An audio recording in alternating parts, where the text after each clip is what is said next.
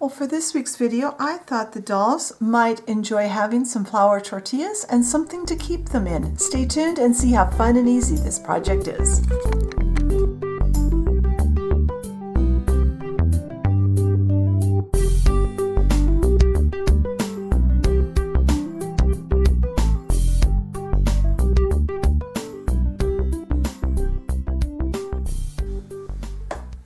All right, I've got you a little further from my work tile right now because I want you to be able to see the whole thing of what I'm doing.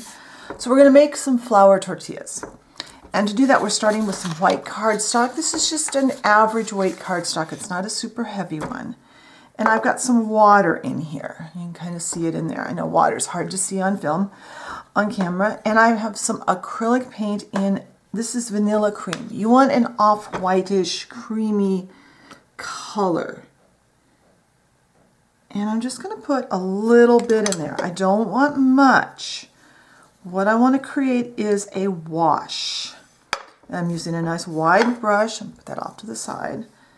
And I'm going to paint this entire sheet of, well, it's this piece of cardstock. And this is cut, it's probably 3.5, 4.5 inches. I didn't even measure. I just whacked off a chunk off of a piece of cardstock that was on my table. You don't need to do a whole piece. You can do however much you think you're going to need to create the number of tortillas you want to create. And so this is our first layer of paint. I'm going to pull this up off of here.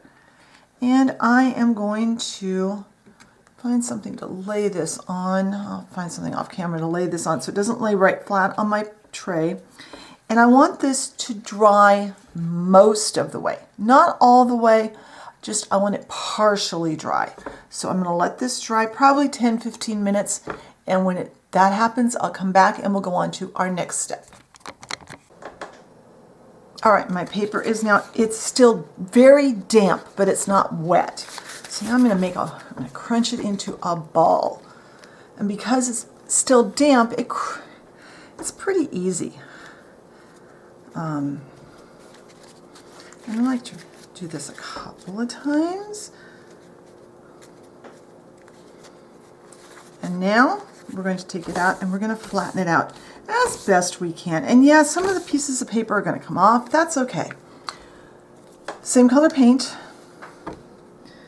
Put a couple of little drops up on the side of your work surface and take a clean paper towel. And also get that crunched up. Dip it in and wipe this on.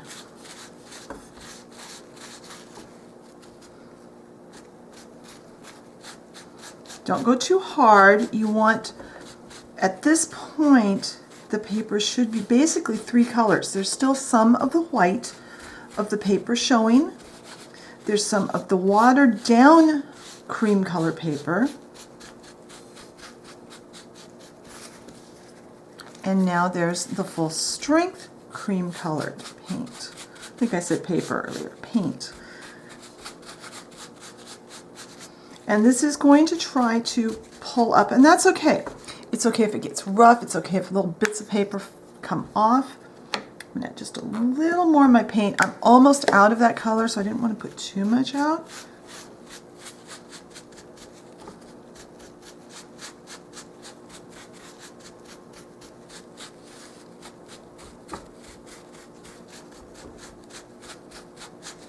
All right, now that's done.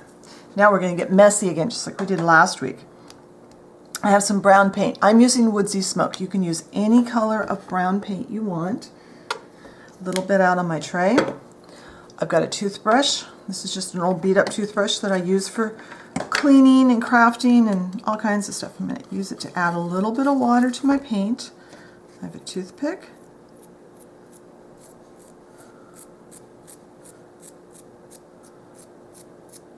I want some watered down spots, and I'll probably come back. And I can see this was not the day to put a white t-shirt on this morning.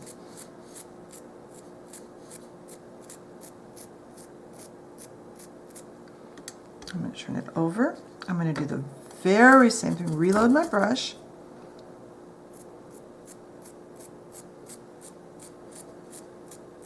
Big splotches, little splotches, it's all good.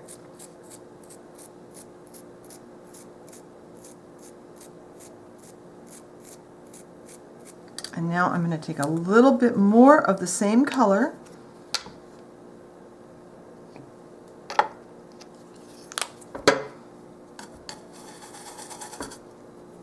And now that my brush is somewhat damp,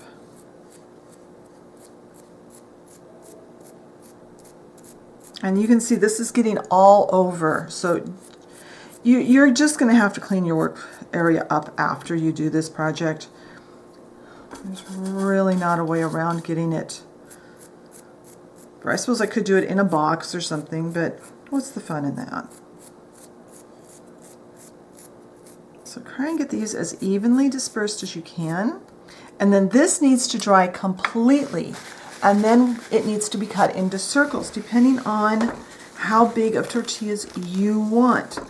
If you want little 6-inch tortillas, you'd cut it in 1/2-inch circles, all the way up to 1-inch circles for a 12-inch tortilla. I'm probably going to do some that are about 7/8 of an inch, because I think that's a good size. And I'm actually going to use my Cricut again to do this because it's so much faster than even trying to find my hole punch.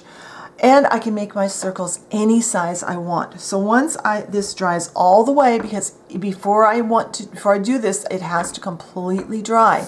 Once it's dried all the way and I've got it cut into a bunch of tortilla shapes, I'll come back and we'll go to our next step.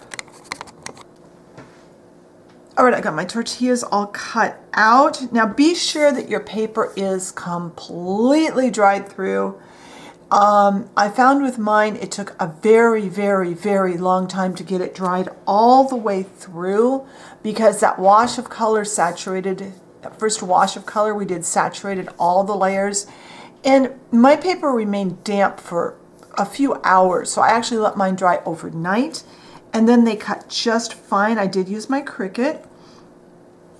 And I went around, I had a few spots that were a little bit ragged. I just trimmed that with scissors. But I have a whole bunch of tortillas to use. All right, now that we've got our tortillas finished, we're gonna make a tortilla warmer, a tortilla keeper. I bet there's a real name for it, and I bet you guys, one of you at least knows what it is, so let me know down in the comments. But to make that, I decided to go with cardstock. I tried to make one out of polymer clay, and I wasn't happy with it. I decided it wasn't what I wanted. So I decided to go with cardstock. So I've cut out 7 of these discs that are 1 inch, and then I've got 3 that are 7/8, and I have a strip that's a 1/4 inch wide. Now I did cheat. I used my Cricut because I already had my Cricut out for the tortillas, so I just used it for this. So let's start gluing, and then when we get this glued together, we can paint it, put some tortillas in it, and see how it looks. So I'm going to take 4 of these first, and I've got a toothpick, and I've got some tacky glue off to the side here.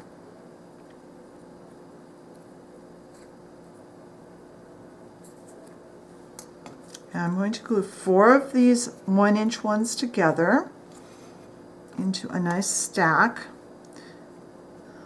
Oops. And we're going to have to do this in stages in order to get everything glued together without it, warping or anything. So I'm going to do 1 stack of 4 and 1 stack of 3.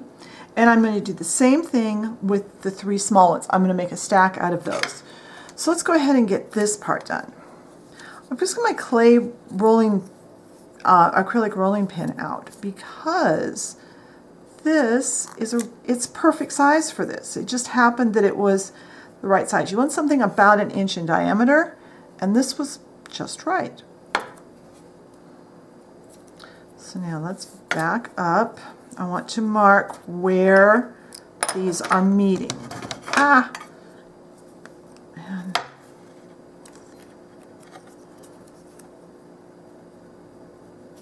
I don't want glue past that point. All right. And I bet you know how we're going to do this because we've done a lot of things very similar on the channel the last couple of months. Got polymer clay sitting here.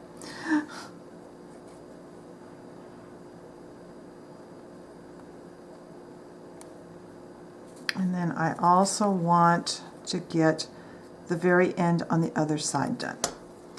That way I know that it's going to glue nicely. Now I want to make sure that that is lined up. Now use whatever you've got that's the right diameter. You want something about 1 inch in diameter. And you want to make sure this is done as straight as you can get it and as tight. So I am going to leave this to dry. I'm going to glue these stacks together. All right, I let these pieces dry overnight, and I'm going to take the larger set that's got 3 pieces to it, and I am going to glue it to the bottom of the ring. I've got some tacky glue over here kind of off camera. I try to put it where I won't stick my hand in it. And I'm just going to put a nice rim of tacky glue here. It's okay if it's a little messy. Remember, tacky glue does dry clear. I'm actually going to run a bead inside once this glue dries, and we are going to be painting this. That on and get it nice and centered and get it, and then set it off to the side. And then this one, we're going to take that stack of 4 and the smaller stack, and I'm going to do my best to get this centered in on one side of this lid.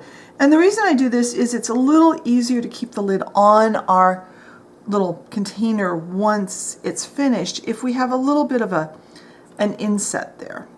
So I'm going to let this glue all dry. When this is dry, I'll come back. We'll add a bead of glue to the inside of this just to help make sure it stays together, and then we can paint it and see how this whole project looks together. All right, to make this a little stronger, we are going to I want to run a bead of glue just around that joint where the bottom of my little container meets the walls. And then I'm going to use a toothpick, and I'm really going to push that into that corner.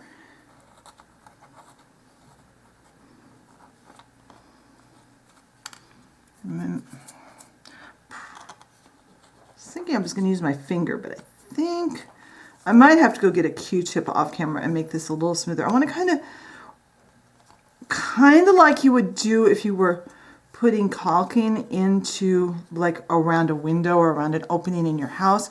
Kind of smooth that joint out so that it's rounded, and then that glue needs to dry completely. All right, I've allowed my glue to dry now, and I did go and get a cotton swab and kind of even that out inside. That way we've got a good firm base. This is held on really nicely. Now, where our end of our paper is, I don't really want that to show, so I'm going to take a emery board and just sand that off just a little bit. And if you've got really rough edges, go ahead and use the emery board, kind of neaten up your project. And then I've got just some terracotta colored craft paint. That way I can make this look more like terracotta. And because we used a craft color cardstock on the base, it gives me a head start towards getting this the right color. So I'm just going to paint this side, let this dry, and then I'm going to turn it over and do the other side. And this will probably need at least 2 coats since we are painting cardstock, and cardstock tends to be kind of thirsty. It kind of sucks up the paint. So I'm going to wrap my paintbrush in a wet wipe because I'm going to be right back to it. This paint will probably take 5 minutes to dry enough that I can flip it over and do the other side. When both sides of both pieces have 2 coats, I'll come back and we'll look and see what we do next. All right, this is now coated in 2 coats of that paint. So now I'm going to add a coat of Mod Podge. I'm using matte Mod Podge. And I kind of debated whether number one, if I wanted to use Mod Podge, and secondly, what type of finish of Mod Podge. I decided to go with the matte. I don't want a strong shine on this. I want it to be, but I don't want it to look not finished. So I decided that the matte finish will work the best for making this look the way I want it to. So I am going to go ahead and give this whole little piece a coat of Mod Podge both inside and out. And I'll probably put 2 coats on. And once again, in between coats, since I'm going to be coming right back, I'm just giving this just enough time to dry. And this is why I don't dip into my Mod Podge container. I always put some out. I thought this was dry. It's had quite a bit of time, but I obviously had a little bit that wasn't. Had I not put Mod Podge out on my tray and I dipped into the bottle, like I see a lot of people on YouTube doing, you potentially could ruin the entire bottle. So always err on the side of caution there. Now, as I was going to say, I'm going to wrap my brush in a wet wipe. And I don't remember how long it's been since I've covered this little trick. When you are going to be coming right back to your painting, in just within an hour or so even, if you wrap your brush in a wet wipe and leave it off to the side, it will stay nice and fresh and ready for you to use again. That way you don't have to wash your brush every time and find a new one, because I don't like to use a brush that's waterlogged to do my next coat on. So I'm going to do that. I'll get this coated with probably 2 coats on everything, and once that's dry, we'll come back and we'll see how our tortillas look in this little tortilla keeper / warmer / whatever we're supposed to call it. All right, our Mod Podge is dry, and I did put 2 coats of Mod Podge on here, and I love how it turned out. This is going to look so good on the doll's table. Let's put some tortillas in there. That is going to be great. Be sure and check the blog post for more information and some photos. The blog post, as always, is linked in the description box to this video. If you like the video, hit the like button. Leave me a comment. What kinds of foods would you like to see come up in new videos? And other projects, too. If you enjoy my content and haven't subscribed, hit that subscription button and the notification bell so you know when I put up a new video. Thank you for watching, and I'll talk to you next time. Bye.